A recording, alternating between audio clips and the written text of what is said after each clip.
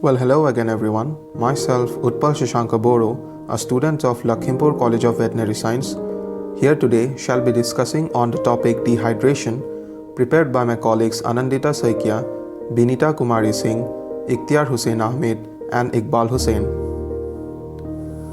Now, before we go further, this is a disclaimer that this presentation has been prepared to the best of the abilities of the UG students of Lakhimpur College of Veterinary Science to provide as much as accurate information as possible. However, we do not encourage people to use this information provided in this presentation for any scientific work without any cross-verification of the data. This is strictly for educational purpose and not for commercial purpose.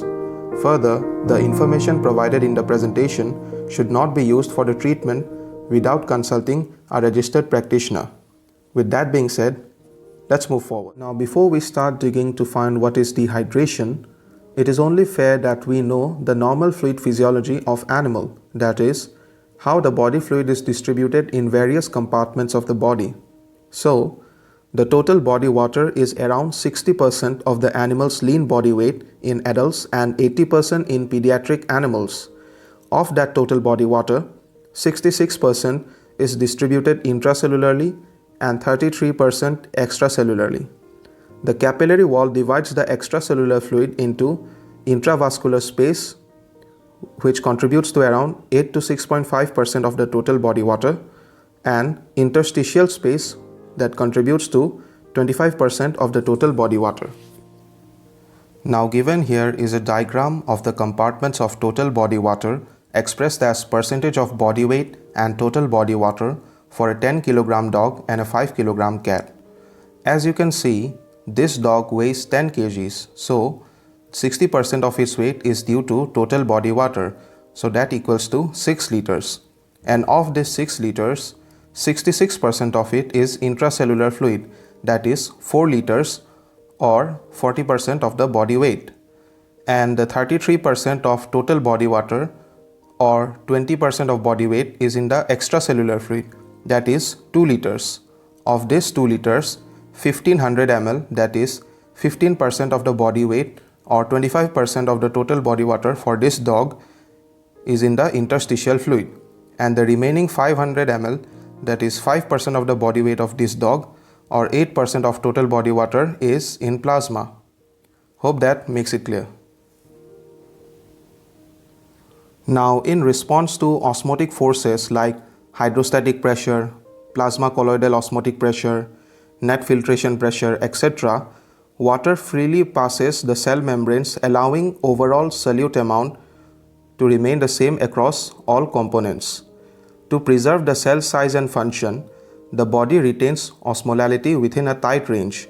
Usually, the osmolality in intravascular space, interstitial space, and intracellular compartment all hovers around 300 milliosmoles per liter.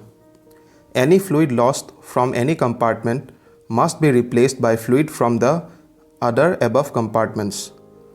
Osmolality is controlled primarily by water intake, that is thirst, retention or excretion of water by kidney. Now, coming on to definition of dehydration.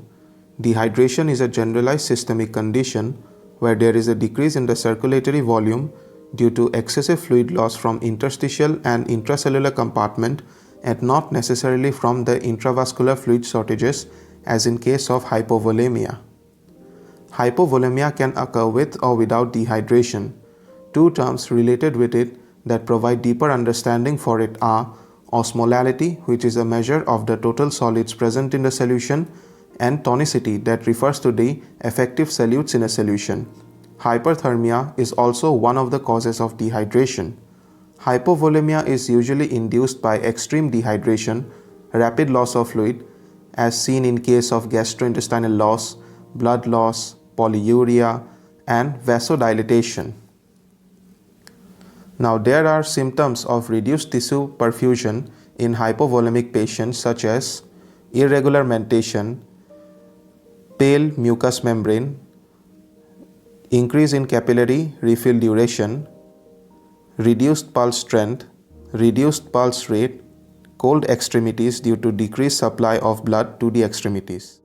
Coming on to etiology of dehydration, the etiology of dehydration is broadly categorized into two sections. One is dehydration due to excessive fluid loss and the other is dehydration due to reduced fluid intake.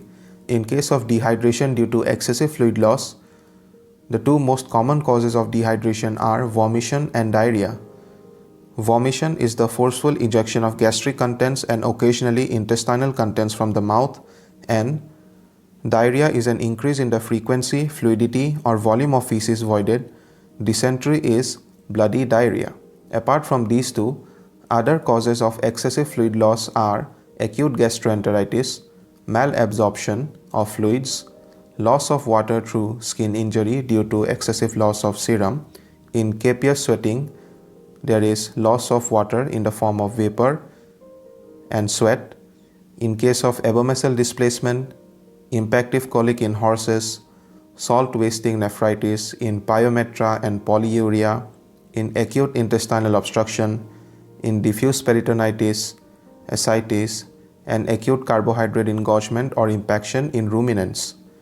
Coming on to dehydration due to reduced fluid intake, we have causes such as deprivation of thirst center, the decrease in thirst, lack of thirst due to debility or toxemia, in dysphagia seen in tonsillitis, submaxillar abscess, stomatitis, glossitis, gingivitis, etc., in esophageal choke, depressed condition when the animal is in a comatose condition, and paralysis of muscle of deglutination.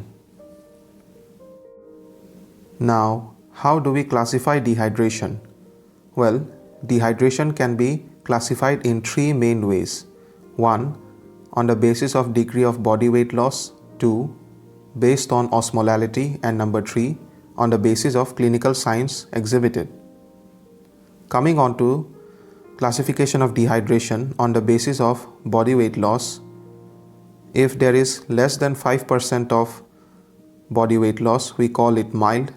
If there is 5 to 10% of body weight loss, it is moderate, and if it is more than 10%, the dehydration is considered to be severe.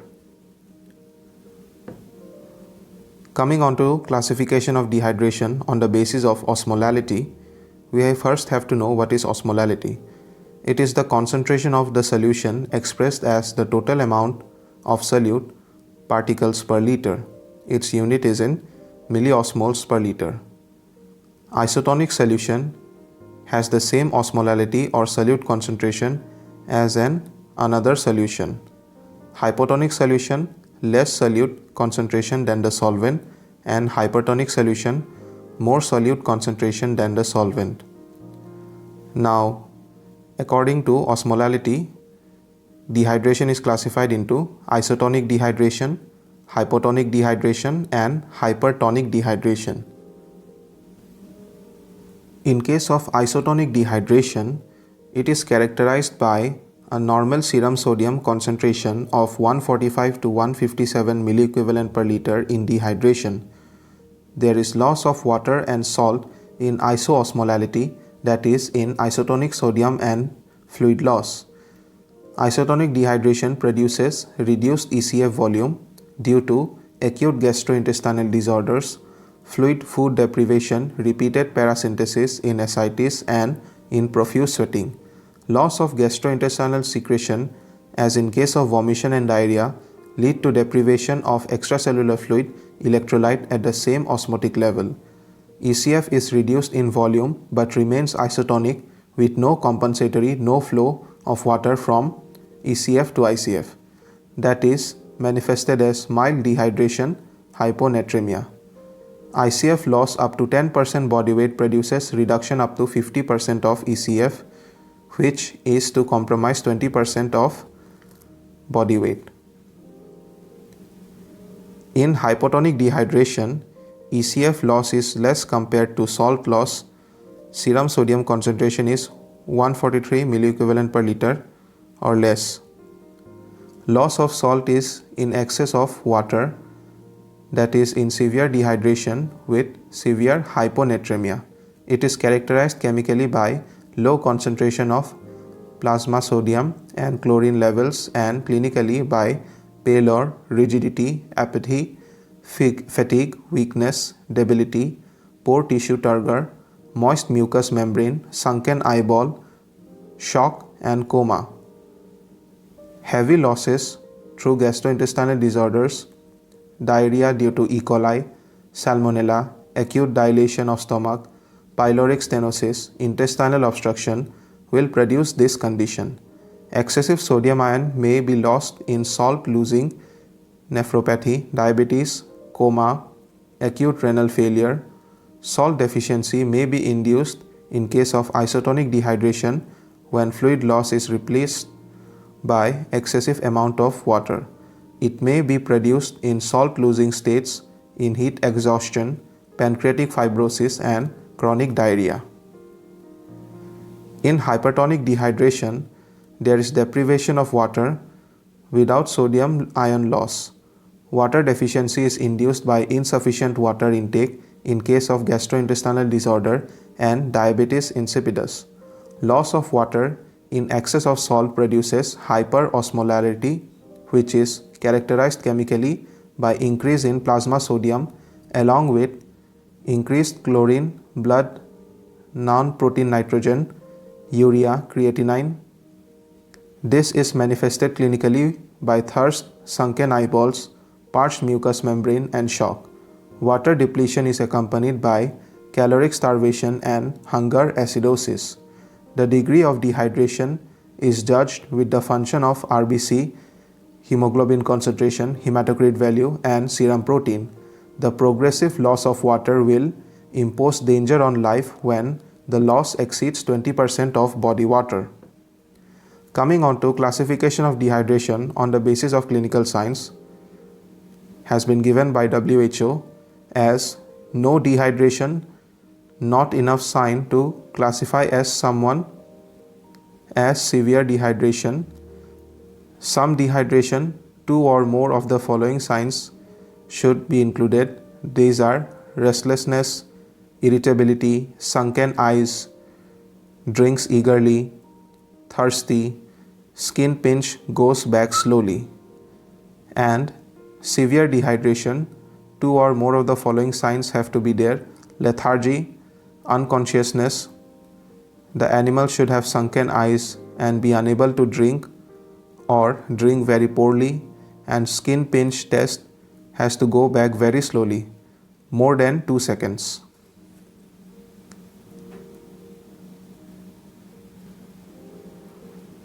Now, how to assess that someone has dehydration and to what degree?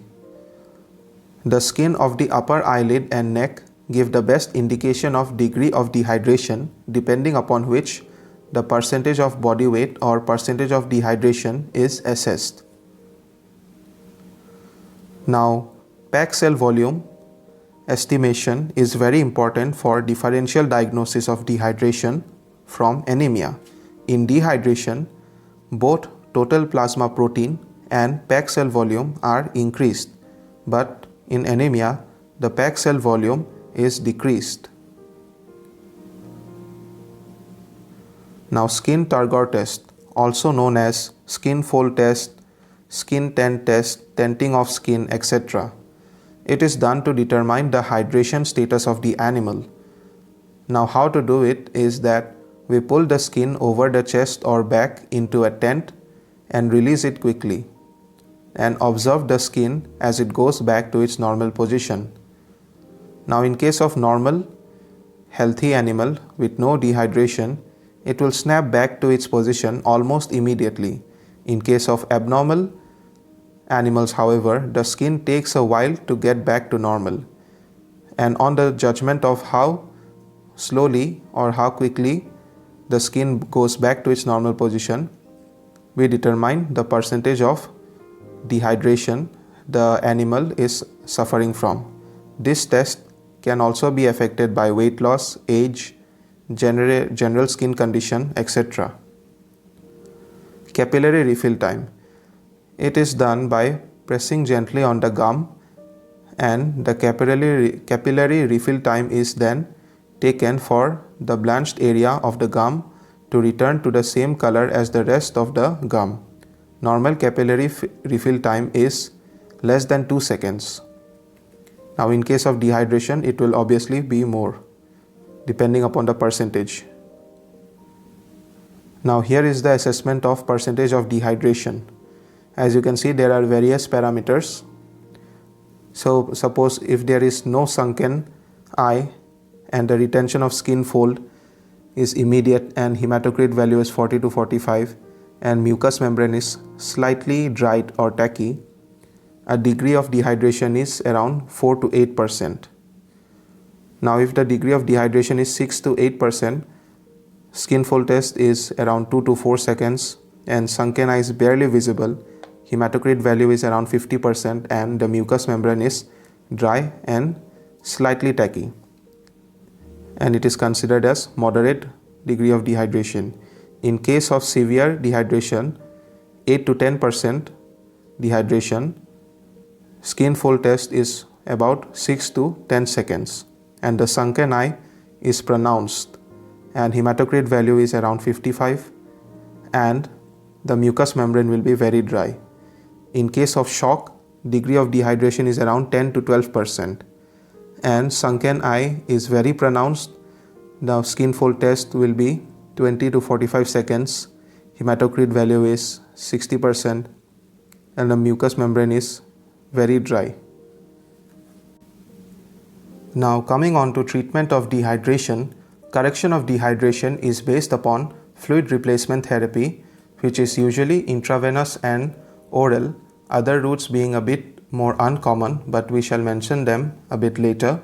The volume of fluid to be administered can be calculated as percentage of dehydration multiplied by body weight in kilogram multiplied by 454 multiplied by 0.80 plus the maintenance volume to give the volume of fluid to be administered in liters. If we want the volume of fluid to be administered in milliliters, then percentage of dehydration multiplied by body weight in pounds multiplied by 1000 multiplied by 0.80 plus maintenance volume gives us the volume of fluid to be administered in milliliters. Now the maintenance volume is calculated as 30 multiplied by body weight plus 70. Now the fluid chosen for replacement is based upon serum, bicarbonate chloride and potassium concentration. A common thumb rule for maintenance therapy is 10 to 15 ml per kg body weight of fluid, crystalloid fluid, is replaced in dogs in 1 hour. Now if the dehydration is moderate, we can go up to 20 ml per kg body weight if in 1 hour, and in case of shock 90 ml per kg body weight for dogs and 44 ml per kg body weight in cats can be given. Now a simple guideline to follow is replace 1/4 of the calculated fluid volume as rapidly as possible and then reassess tissue perfusion parameters including heart rate, blood pressure, capillary refill time and urine output. Only about 75 to 80% of the total fluid loss should be given in 24 hours to prevent tissue perfusion and interstitial edema. Fluid therapy. The principle of fluid therapy is to prevent or minimize dehydration and electrolyte loss and to treat the condition as soon as possible to overcome the degree of dehydration. Now the various route of administration of fluid therapy are oral, intravenous, the two most common, and intramuscular, subcut, subcutaneous and intraperitoneal are given when oral is not an option and we cannot palpate the vein due to severe dehydration. Now intraosseous is possible in case of young animals that are dehydrated and their veins cannot be palpated. Intrauterine is also administered for dehydration cases. Now the type of fluids that are administered.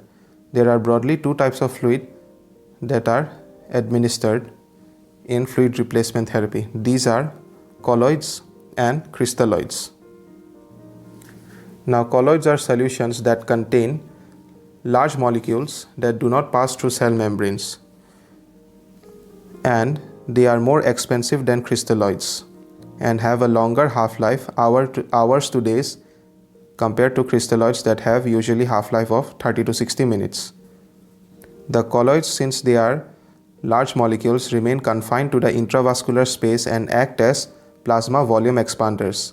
Examples of colloids are natural colloids, example plasma, whole blood, albumin, packed RBC, and synthetic colloids like gelatin, hydroxyethyl starch, hetastarch, dextrans, oxyglobin.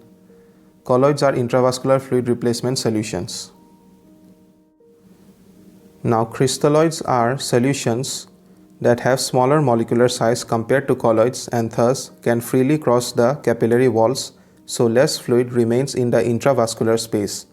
The half-life of crystalloid fluids are usually 30 to 60 minutes. Crystalloids are interstitial volume replacement solutions.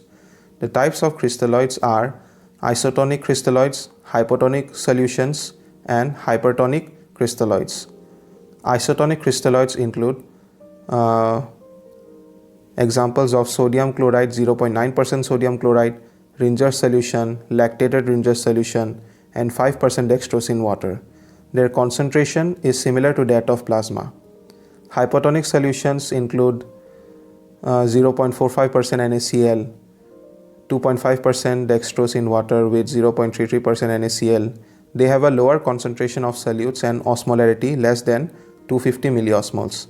In case of hypertonic solutions, they have higher solute concentration and osmolarity of 375 milliosmoles per liter or higher, like 3% NaCl. Now, fluids for different types of dehydration. For isotonic dehydration, restoration of extracellular fluid with normal saline or Ringer's lactate is commonly used. This improves the circulation and renal function. Dose is 50 to 150 ml per kg body weight depending upon the degree of dehydration. For hypotonic dehydration, minor sodium deficiency adds salt to fluid and food in diet.